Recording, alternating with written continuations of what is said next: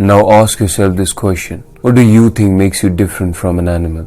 They sleep and drink and eat and reproduce just like you do, right? It was this intellect, this power of thought and speech, and that's why we actually lack. See, in this modern era of information overload, we know about so much, and that's why we actually want so much. We are always distracted and not thinking. And this new world is meant to distract you at so many levels and make you dumb and not think. Because once you think, you actually come to reality and build your own thought, your own true identity, and know that you are unique. And that reality shoots up your IQ. Let's say you are put in an education system just so that you don't think, but follow a pre-designed box of thought. You have that social media all around, those games and those gadgets always there to distract you at so many levels just so that you don't think. Again, because once you think and question back everything and everyone, you actually build your own true identity, and that's where the real game starts. You are now a competition to the competence. Now let me tell you something about my friend dopamine and this game of infinite wants and desires. See, anything you desire and get for yourself, your brain pushes down this dopamine, giving you that momentary selfish satisfaction. But then soon you set off to something else. You set a goal to graduate as a purpose. Some do it for money, some for so many other reasons that they think is good. Again, we humans have dropped to good and bad now, rather than what is right and what is wrong, changing the definitions of morality. Your goal to graduate, let's say. You tire yourself day in and day out, and finally that day comes, right? You celebrate or maybe frame that degree. After all the pain and all the hard work, it finally paid off. But then very soon, you, the same person, walks past the same framed degree, but you don't even notice it now. Why? Well, because you need to chase something else now, right? See, in life we are always chasing something, to get something, and once we get it, we realize that the void inside us is still there and we need to somehow fill it up with something else now. Life becomes just a game of goals that we set ourselves and work towards. Some goals we never reach and the seed we plant never grows, but some goals we do reach and the seed sprouts.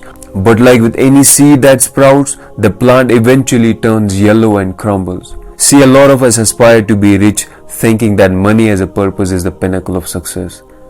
We wake up every day striving for it, dreaming about what we will do with that money, right? And that's how at least the poor think about the rich. But in reality, you realize that money is not the source of true happiness or satisfaction. Now don't go on a war with making money. Rather go on a war with making money as a purpose and treat it as an independent variable. That means it should have no effect on your self-esteem whether how much money you have or not. Because see, that money you devoted all your time and effort to will let you down and turn yellow like that plant. And ask this to a rich guy on a deathbed, because deathbed always gets the truth out. We desire the best phone, a million followers, a beautiful spouse, a dream car, the best clothes, thinking that these things will result in the perfect life. But once we get them, we realize that they have gone yellow and it's not that exciting anymore. And then we plant another seed and the cycle repeats.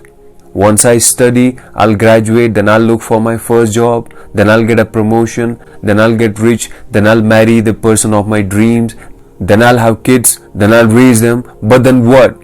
We somehow trick ourselves into thinking that having these things is the perfect life. But the reality is there is no such thing as perfect life.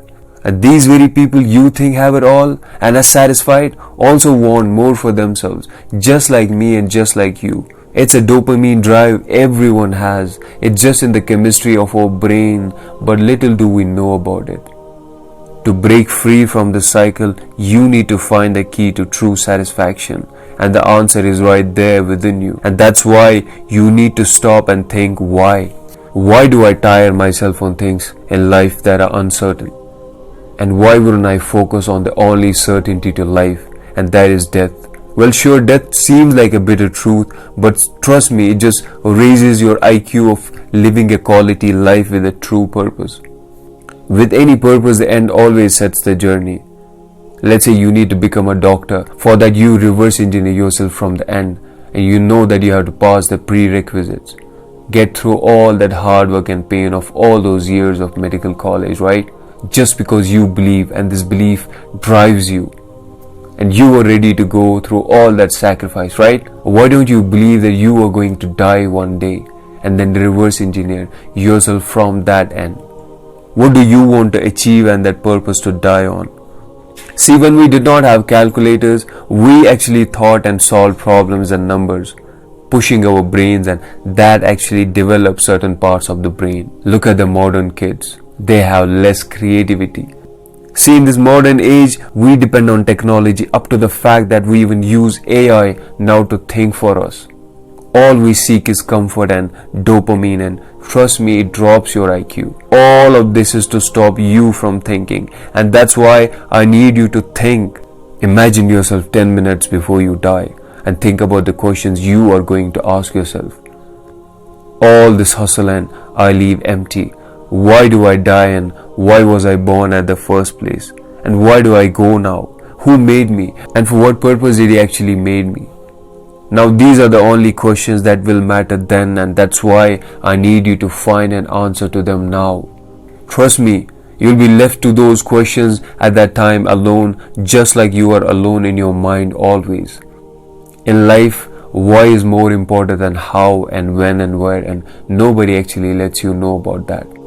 See, everything you chase and actually achieve in this life will get you wanting for more, and you'll jump from one goal to another unless you find a purpose, a real purpose. And trust me, there is only one.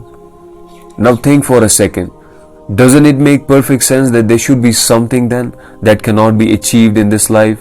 Since we never reach this goal, the seed we plant will never sprout, and if the seed never sprout, the plant can never go yellow, right? Everything you achieve in this life will give you that hollowness after all. So there should be something that cannot be achieved in this life to escape that hollowness, right? That is the ultimate purpose of only achieving the goal of all the hard work you put here in this life, and its reward in the life after death. Think about it and see to it if it makes perfect sense, logically and rationally, because that's what we are. We are beings of rationalism and logic.